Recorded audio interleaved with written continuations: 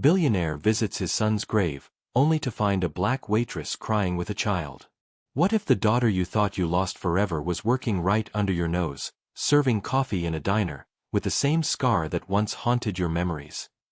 David Hamilton's penthouse is a sterile monument to his success, all glass walls and cold marble, perched 60 floors above Manhattan's restless pulse. At 62, he's a man hollowed out by time, his sharp features softened only by the shadows under his eyes.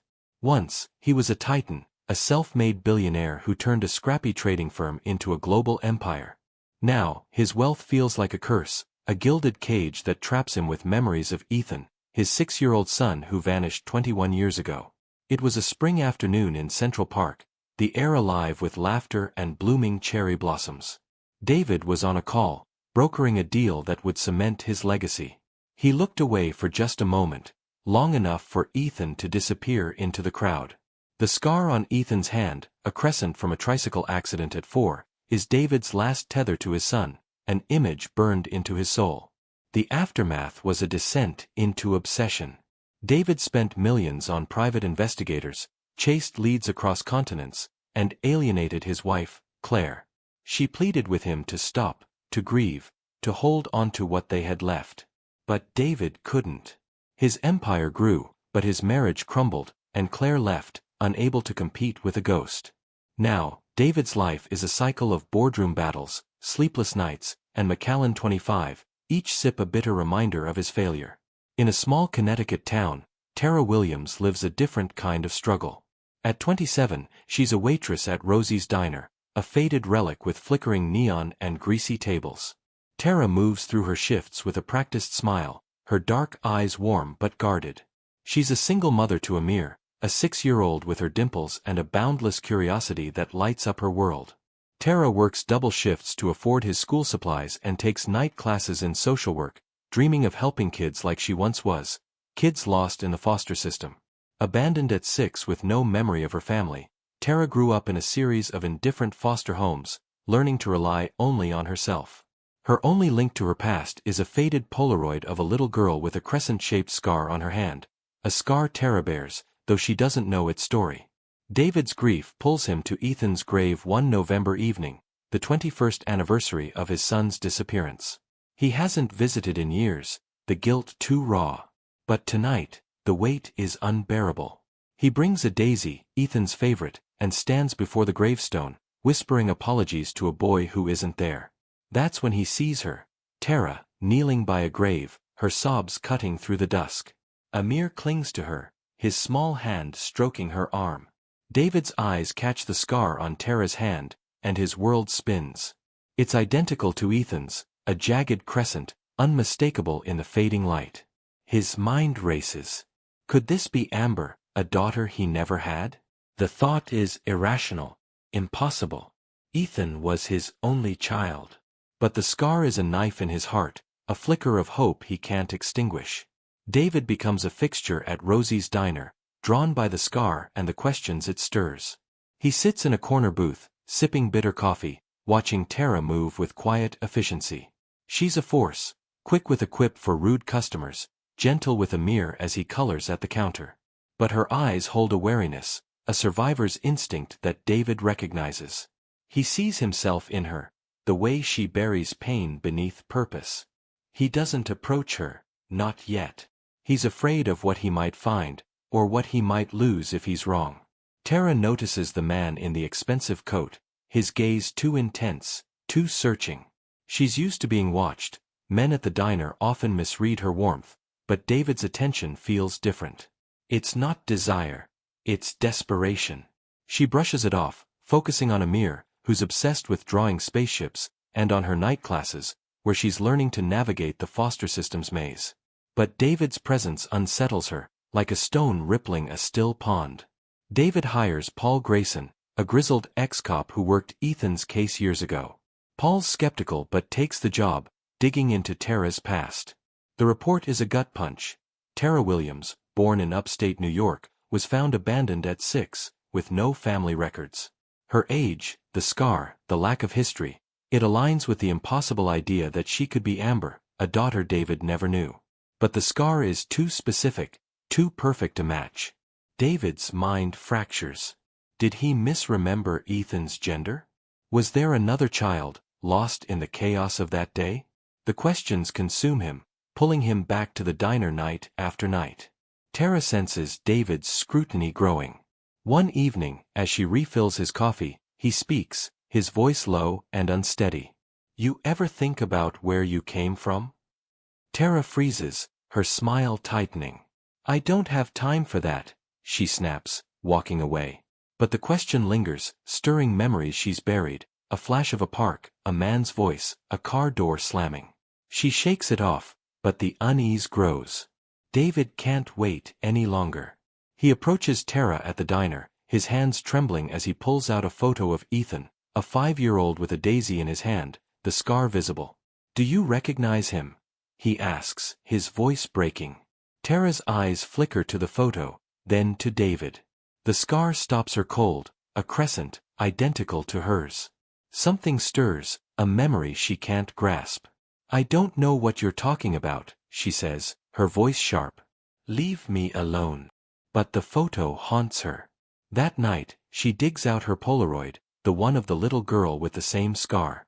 She always thought it was her, but now she's not sure. Tara's world begins to crack. She's spent years building a life, brick by brick, for herself and Amir. But David's photo, his questions, his desperation, they pull at the seams of her carefully constructed reality. She reaches out to an old foster care contact, a social worker named Maria who once showed her kindness. Maria has no answers, only a vague memory of Tara arriving at a group home, silent and scared, with no history. Tara's frustration grows. She doesn't want this, a past she can't remember, a man who claims to know her. David, meanwhile, is unraveling. The scar, the report, the possibility, it's too much. He pushes Paul to dig deeper, to find anything that could confirm or deny the impossible.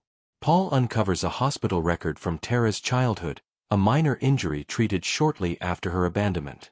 The record notes the scar, described in detail, a crescent-shaped mark from an accident at 4. It's the final piece. David knows Tara is Amber, his lost daughter. But how? Ethan was his only child, or so he thought. His memory is a fog, warped by grief and guilt. Tara agrees to a DNA test, not because she believes David, but to prove him wrong. She wants this over, wants to go back to her life with Amir. The test is a formality, a way to shut the door on this stranger's delusion. But when the results come back, the truth is undeniable.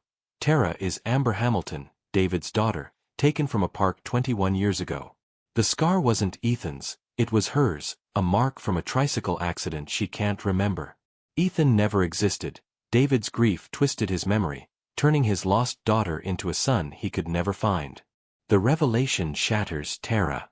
She's not just a waitress, not just a survivor. She's the daughter of a billionaire, a man who spent decades searching for her. But the truth doesn't bring relief. It brings rage. Why didn't he find her? Why was she left in foster homes, bounced from one cold bed to another, while he lived in a penthouse? David tries to explain. He searched tirelessly, followed every lead, but the system failed them both. His wealth couldn't buy the answers he needed. Tara doesn't care. She rejects him, her voice trembling with years of buried pain.